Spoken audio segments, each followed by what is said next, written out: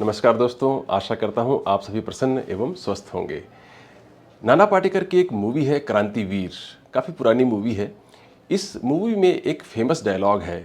नाना पाटेकर कहते हैं कि दिमाग के इस हिस्से में मत मारना मुझे, क्योंकि यहाँ पर छोटा दिमाग होता है, छोटा मगज होता है। कहा जाता है कि इसको मारने से आदमी मर भी सकता है। तो आखिर नाना पाटेकर किस हिस्से की बात कर रहे हैं? ये मेरे पास एक छोटा सा मॉडल है ब्रेन का। ये इंटीरियर पोर्शन है, मतलब आगे का हिस्सा है, ये पीछे का हिस्सा है ब्रेन का। आप ध्यान से अगर देखेंगे तो यहाँ पर ब्राउन कलर के दो स्ट्रक्चर दिखाई पड़ रहे हैं। एक्चुअल में दो स्ट्रक्चर नहीं है, ये एक ही स्ट्रक्चर है। इसे कहते हैं सेरेबेलम।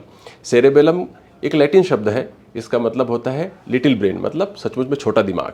तो नाना पाटेकर बिल्कुल ठीक कह रहे हैं कि ये छोटा दिमाग पीछे हिस्से में यहाँ पर होता है। लेकिन उसको अगर कहीं थोड़ा बड़ा चोट लग जाए तो आदमी मरता नहीं है, घबराने की आवश्यकता नहीं है। लेकिन अगर किसी खास वजह से, जैसे स्ट्रोक की वजह से ब्रेन की इस हिस्से की ब्लड सप्लाई बंद हो जाए किसी भी वजह से, और एक स्ट्रक्चर इसमें से दो हिस्सों में से एक हिस्सा अगर डैमेज हो जाए तो व्यक्ति उस ओर गिरने लगता है। मतलब जैसे कि ये अगर दाहिना हिस्सा अफेक्ट हो गया तो व्यक्ति डगमगा कर दाहिनी ओर गिरने लगता है या डगमगाने लगता है।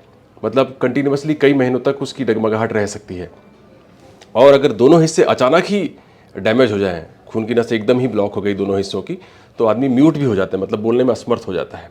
और अगर धीरे धीरे ब्लड सप्लाई कम हुई या किसी अन्य बीमारी की वजह से धीरे धीरे ब्रेन के ये जो सेरेबेलम के दोनों हिस्से हैं ये डैमेज होने लगे, तो मरीज को चलने फिरने में असुविधा होने लगती है, सपोर्ट की आवश्यकता पड़ती है चलने में, और इवन बैठने तक में असुविधा होने लगती है, क्योंकि डगमगाने लगता है पूरा का पूरा ट्रंक, और आवाज़ बदल जाती है। इसी विशेष प्रकार की आवाज़ निकलने लगती है जिसे हम कहते हैं स्कैनिंग स्पीच, मतलब बहुत धीरे धीरे बोलने लगता है मरीज। जैसे अगर हम मरीज को कहें कि अमृतसर कहिए तो वो कहेगा अमृतसर, मतलब स्लो हो जाती है। ऐसा लगता है मानो कि एक एक लेटर को मरीज जो है स्कैन करने की कोशिश कर रहा है। तो ये भिन्न भिन्न प्रकार के लक्षण इस सेरेबेलम के इन्वॉल्वमेंट की वजह से हो सकते हैं। तो ये बहुत ही बड़ा इंपॉर्टेंट स्ट्रक्चर है जो कि ब्रेन के भिन्न भिन्न हिस्सों से कनेक्टेड होता है। नीचे की ओर ये स्पाइनल कॉर्ड से कनेक्टेड होता है और ऊपर की ओर ये पॉन्स से और आगे जाकर कॉर्टेक्स, मतलब ब्रेन का ऊपरी जो हिस्सा है से जिसे हम सेरेब्रम या सेरेब्रल हेमिस्फीयर कहते हैं, उससे कनेक्टेड होता है। तो इस प्रकार से कुल मिलाकर हमारे सारे जो मूवमेंट्स होते हैं उसको कंट्रोल करता है। रेंज और रेट और उसका जो कोऑर्डिनेशन है मूवमेंट्स के, उसको कंट्रोल करता है।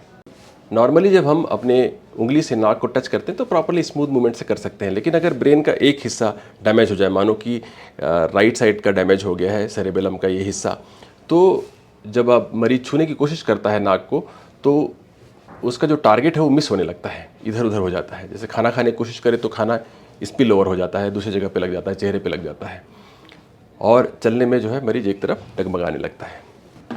तो अगर किसी को इस प्रकार के लक्षण आ रहे हैं, लड़खड़ाहट हो रही है एक साइड में, या बोलने में स्कैनिंग स्पीच हो गई है, तो समझना चाहिए कि सेरेबेलम मतलब लिटिल ब्रेन का इन्वॉल्वमेंट है, और तुरंत ही किसी न्यूरोलॉजिस्ट को आपको दिखाना चाहिए।